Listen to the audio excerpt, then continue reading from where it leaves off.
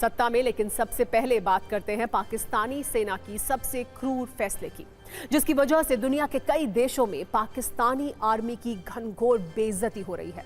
उसकी नीयत और रणनीति पर सवाल उठ रहे हैं।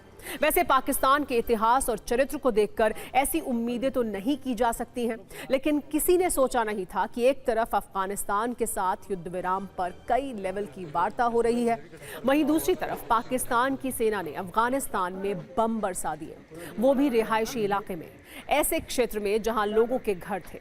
ये पाकिस्तान के बारूद चरित्र का सबसे सटीक वीडियो प्रमाण है। अफगानिस्तान की ओर से किए गए दावों पर आधारित है। ये कहा गया है कि पाकिस्तान की सेना ने रात के अंधेरे में चोरी चोरी बमबारी की है, जिसमें 10 लोगों की मौत हो चुकी है। आसान भाषा में समझिए, अफगानिस्तान का कहना यह है कि 10 ऐसे लोगों की मौत हुई है जिनका बॉर्डर पर संघर्ष, तनाव, बम, गोले से कोई मतलब नहीं है, फिर भी वो पाकिस्तानी एयर स्ट्राइक के शिकार हो गए। पाकिस्तान की चाल और चरित्र को देखकर आज पूरी दुनिया में एक शब्द ट्रेंड कर रहा है, वो है जल्लाद। आपने फिल्मों में देखा होगा, ये सुना होगा, कैसे जल्लाद बिना कुछ सोचे समझे बेकसूर लोगों की जान लेता है। आम लोगों की जान लेना उसका पेशा होता है।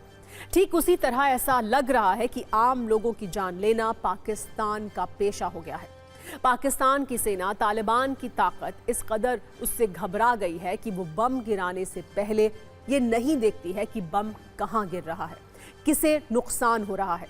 युद्ध का एक ही नियम होता है, एक देश दूसरे देश की सेना को टारगेट करते हैं, आर्मी कैंप पर अटैक करते हैं, सेना के मुख्यालय को हिट करते हैं। लेकिन पाकिस्तान इस नियम को नहीं मानता, क्योंकि वहां सिर्फ मुनीर का कानून चलता है, जिसके शब्दकोश में इंसानियत, मानवता जैसे शब्दों की कोई जगह नहीं है। इसीलिए तो मुनीर बम जब बरसाते हैं तो बच्चे मारे जाते हैं, युवा क्रिकेटर्स मारे जाते हैं, लोगों के घरों की बाउंड्री में बम बरसाए जाते हैं। आपको अफगानिस्तान पर गिरे मुनीर बम की इनसाइड स्टोरी आइए बताते हैं। कैसे पाकिस्तान ने आम लोगों को मारकर तालिबान से बदला लिया है, कैसे पाकिस्तान ने अपनी क्रूरता का परिचय दिया है। अफगानिस्तान का दावा है कि कल आधी रात पाकिस्तान की सेना ने 3 जगह पर एयर स्ट्राइक की। खोस्त, कुनार और पतिक्का प्रांत में बम बरसाए। खोस्त इलाके में घरों पर बमबारी की। जो जानकारी अभी तक सामने आई है उसके अनुसार ठीक 12 बजे रिहायशी इलाके में पाकिस्तानी फाइटर जेट से बम बरसाए गए। एक घर पर पाकिस्तान के लड़ाकू विमानों से बमबारी की गई। आपको हम तस्वीर भी दिखा रहे हैं और ये समझा रहे हैं कि कुछ इसी तरह मुनीर की सेना ने तालिबान में बच्चों पर, महिलाओं पर बम बरसाए थे। बच्चे अपने घर में सो रहे थे, इसी दौरान बमबारी हुई। महिलाएं घरों में सो रही थी, इसी दौरान एयर स्ट्राइक की गई। कहा जा रहा है कि इस हमले में 9 बच्चों की मौत हुई, जिसमें 5 लड़के, 4 लड़कियां थीं। एक महिला की मौत हो गई।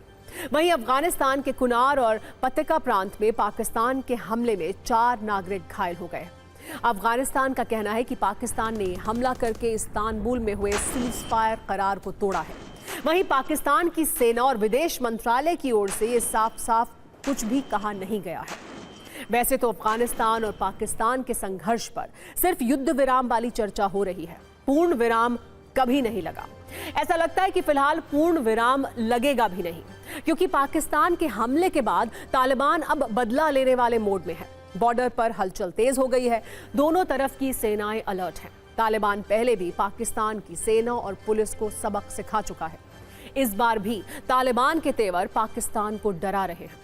तालिबान के प्रवक्ता जबीउल्लाह मुजाहिद ने इस हमले की कड़ी निंदा करते हुए उचित जवाब देने की चेतावनी दी है। ये कहा है कि सही समय आने पर उचित जवाब देंगे। पाकिस्तान को बच्चों की मौत की कीमत चुकानी होगी। पाकिस्तान की यह एयर स्ट्राइक अफगानिस्तान की संप्रभुता पर सीधा हमला है। ये अटैक अंतर्राष्ट्रीय स्तर पर मान्यता प्राप्त मानदंडों का उल्लंघन भी है। ये संदेश भी दिया गया है कि शत्रुतापूर्ण कार्रवाइयों से कुछ हासिल नहीं होता है। सवाल यही है, पाकिस्तान को क्या जवाब मिलने वाला है? अगले कुछ घंटे पाकिस्तान की सत्ता और सेना के लिए कैसे रहने वाले हैं? कई एक्सपर्ट का यह कहना है कि सीज फायर पर बात न बनने पर पाकिस्तान बौखला गया है। अफगानिस्तान पर दबाव बनाने के लिए ये हमले हो रहे हैं। पाकिस्तान के मीडिया में भी इस हमले की खूब चर्चा हो रही है, इस पर बहस हो रही है। पाकिस्तान की बमबारी वाले आदेश की आलोचना की जा रही है। आप खुद सुनिए। जब उनकी सीज फायर के बाद बातचीत सफल नहीं हो पा रही थी तो पाकिस्तान अफगानिस्तान के ऊपर प्रेशर डालने के लिए एयर अटैक कर रहा है। उसने एयर अटैक वहाँ किए जहाँ पे उनकी औरतों की जान गई, बच्चों की जान गई। वो इस तरीके से इनडिस्क्रिमिनेट एयर पावर का इस्तेमाल कर रही है। हो सकता है ड्रोन्स का इस्तेमाल करे, हो सकता है मिसाइल्स का इस्तेमाल करे। सो डिफरेंस ये है कि पाकिस्तान आर्मी इनडिस्क्रिमिनेट एयर का इस्तेमाल कर रही है, अफगानिस्तान अनकन्वेंशनल अटैक कर रही है, टारगेटेड। तो इसमें मेरे ख्याल से अफगानिस्तान का नुकसान शायद जो होगा सो होगा, लेकिन पाकिस्तान का नुकसान भी काफ़ी ज़्यादा हद तक एक तरीके से वो हो सकता है जिसको वो सहन नहीं कर पाएंगे। बड़ी बात यह भी है कि यह हमला ऐसे समय हुआ जब पाकिस्तान खुद भी सुरक्षा चुनौतियों से जूझ रहा था।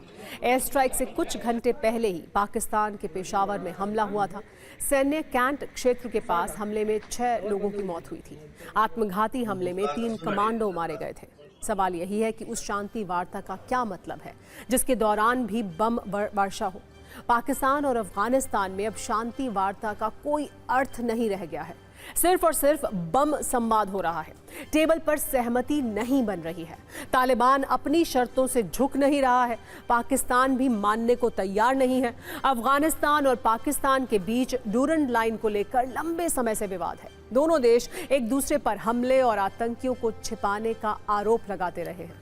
वर्ष 2021 में अफगानिस्तान की सत्ता पर तालिबान के कंट्रोल के बाद से तनाव और बढ़ गया है।